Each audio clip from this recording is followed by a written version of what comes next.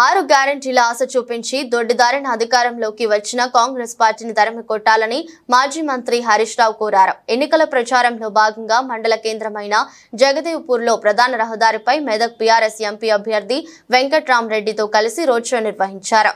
ఈ సందర్భంగా వారు మాట్లాడుతూ రేవంత్ రెడ్డి చెప్పేని శ్రీరంగ నీతులు చేసేవి తప్పుడు పనులని విమర్శించారు. ప్రజల సమస్యలు పట్టని బీజేపీ కాంగ్రెస్లకు ఓటేయొద్దని కోరారు. అధికారంలోకి వచ్చిన 100 రోజులవుతున్నా ఇప్పటి వరకు రైతు రుణమాఫీ చేయలేదని, రాజీనామా చేస్తావా అంటే పారిపోయాడని విమర్శించారు. మరి ముఖ్య నాయకులు దయచేసి వేదికపైకి రాసిన కోరుతా ఉన్నాం. మరి మిగతా దయచేసి మరి మన రోడ్ షో కార్యక్రమానికి ముఖ్య మన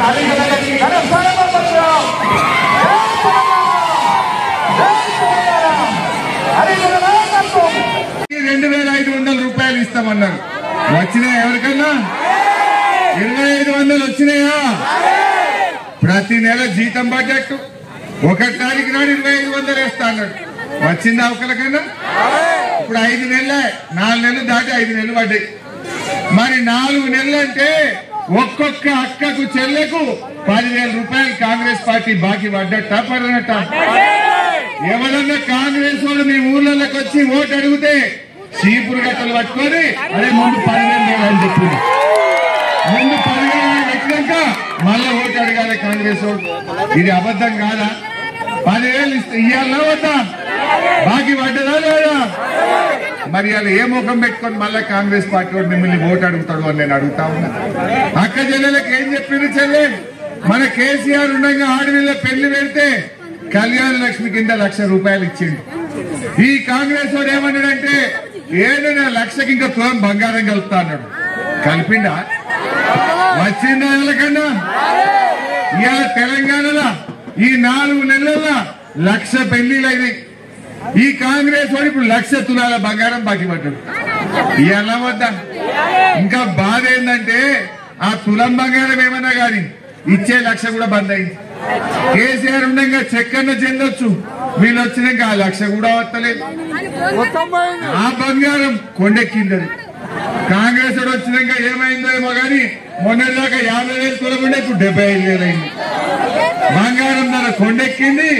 ఇంత కళ్యాణ లక్ష్మి చెక్కు అతికెక్కింది. మరి కాంగ్రెస్ వాళ్ళకి బుద్ధి చెప్పద్దా మనం? మా అవ్వ కనబడుతుంది. మన కేసీఆర్ ఉండగా 200 పింఛన్ 2,000 చేస్తా అంటే చేసిందా లేదా? అవ్వాలి ఏమన్నా రేవంత్ రెడ్డి డిసెంబర్ నెల అవ్వాలి పింఛన్ ఎంత అన్నాడు. 2,000 అంటే ఇగో ఇందిరమ్మ రాజ్యం వస్తుంది, మళ్ళా నెలకెళ్ళి 4,000 ఇస్తా అన్నాడు. వచ్చినాయి ఎవరికన్నా? వచ్చింది అవ్వ తాతలకు 4,000 ఎవరికన్నా వచ్చినాయా? మరి ఎందుకు వేయాలి ఇంకా కాంగ్రెస్ కోటు?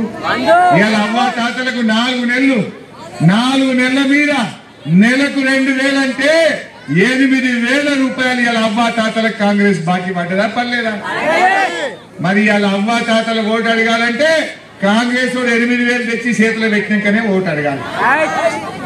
ఇప్పుడు ఇంకా తెలుసో తెలియక ఎవరన్నా కాంగ్రెస్ వాళ్ళకి ఓటేసిరనుకో వాళ్ళ అబద్ధాలను వాళ్ళ మోసాలను మనం ఒప్పుకున్నట్టు అవుతుందా కాదా? వాళ్ళ మోసాలను ఎండగట్టాలంటే కాంగ్రెస్ వాళ్ళను ఈ ఎన్నికల్లో ఓడగొట్టాలి. ఇవాళ అవ్వ తాతలకు ఇంకో బాధ వచ్చింది. నడిమిట్ల జనవరి నెల మరి ఆ ఆలోచనతో నేను వస్తున్నప్పుడు నేను కలెక్టర్ గా ఉండి మీ ఆదరణ పొంది మరి ఎంపీ అభ్యర్థిగా ఉన్నప్పుడు నేను ఒక విద్యావేత్తనై విద్యావంతునైతే నాకు ఉద్యోగం వచ్చి మరి మీ కలెక్టర్ గా మీకు సేవ చేసే అదృష్టం భగవంతుడు ఇచ్చిండు. మరి భగవంతుడు నాకు మిమ్మల్ని కలెక్టర్ గా మీకు సేవ చేసే అదృష్టం ఇచ్చిందంటే మరి లేక తల్లిదండ్రులు ఫీజులు కట్టలేక ఎన్ని వందల కుటుంబాలు మన ఊళ్ళల్లో ఉంటున్నాయి. వాళ్ళు ఒక్కసారి ఆలోచించండి అక్కలు అన్నదమ్ములు. మరి మన ఇంజనీరింగ్ లో చదివిపిస్తాం, డిగ్రీలో చదివిపిస్తాం, ఇంటర్మీడియట్ లో చదివిపిస్తాం. రెండవ పని అంటే ఇవాళ విద్యార్థినులు డిగ్రీ చదివి కోచింగ్ సెంటర్ లో 1,00,000 రూపాయలు ఫీజు కట్టి రూమ్ కిరాయి తీసుకొని మెస్ బిల్లులు కట్టి మరి ఒక ఆఫీసర్ కావాలి అంటే కష్టపడాలి. హైదరాబాద్ పోయి 1,50,000 రూపాయలు ఖర్చు పెట్టి పోటీ పరీక్ష రాయడానికి ఎన్ని కుటుంబాలు సాహసిస్తాయి చెప్పండి. వారి కొరకు ఇవాళ గజ్వెల్లో మీ అందరి పిల్లల కొరకు పోటీ పరీక్ష కోచింగ్ సెంటర్లు పెట్టి ఈ గజ్వెల్ నుంచి వెయ్యిల సంఖ్యలో ఉద్యోగాలు వచ్చే విధంగా నేను కృషి చేస్తానని మీ అందరికి కూడా చెప్తా ఉన్నాను. మరి మూడవ పని నేను చేయబోయేది ఇవాళ యువత ఉంది, డిగ్రీ చదివిండ్రు, ఉద్యోగం రావట్లేదు, ఊళ్ళోనే ఉన్నారు, పట్టణంలోనే ఉన్నారు. మరి ఏం చేస్తా ఉన్నారు?